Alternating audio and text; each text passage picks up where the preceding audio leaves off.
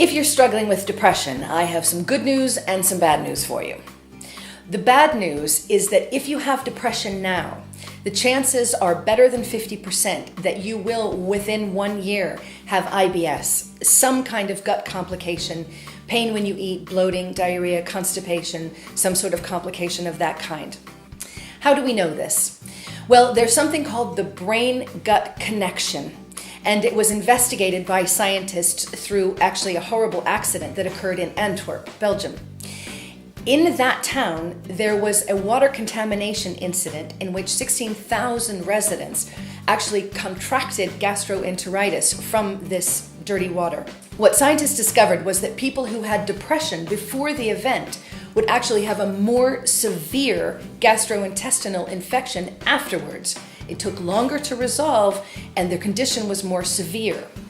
Now, that's very bad news for the people of Antwerp, but what it means is that scientists have been able to begin to understand this connection between the brain and the gut, and they call it the gut-brain axis. In a nutshell, what it means is this: your brain has many millions of neurons. Your gut has 100 million neurons, and they are exactly the same kind of neurons. They operate in the same way, and they operate using a neurotransmitter called serotonin. Serotonin is a communication molecule. You can imagine it, imagine that you're in a cocktail party and you're trying to speak to your neighbor and it's very noisy. You would raise your voice in order to make yourself heard. Serotonin is that communication molecule that allows neurons both in the gut and in the brain to talk to one another.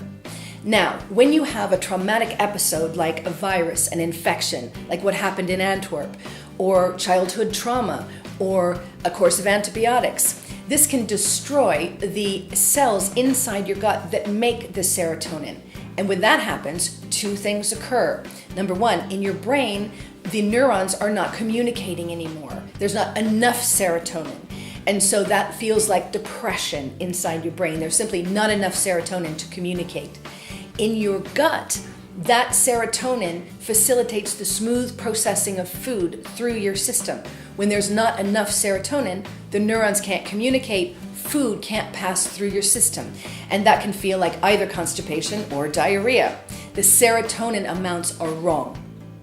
The good news is this: there is now a solution for the depression and for the IBS which may accompany it. It's called the Kefir solution, and it's the title of my new book. The Kefir Solution, Natural Healing for IBS, Depression, and Anxiety, because those three things will often go together, and they can all be resolved by a psychobiotic called kefir. Kefir restores the good bugs into your gut and also into your brain.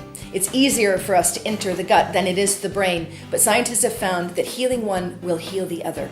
I've written this book and the whole protocol that surrounds it to deal with IBS, depression, and anxiety because they're all connected and you can resolve them all together for good. I hope you come with me on this healing journey and find what you need for your own happy ending.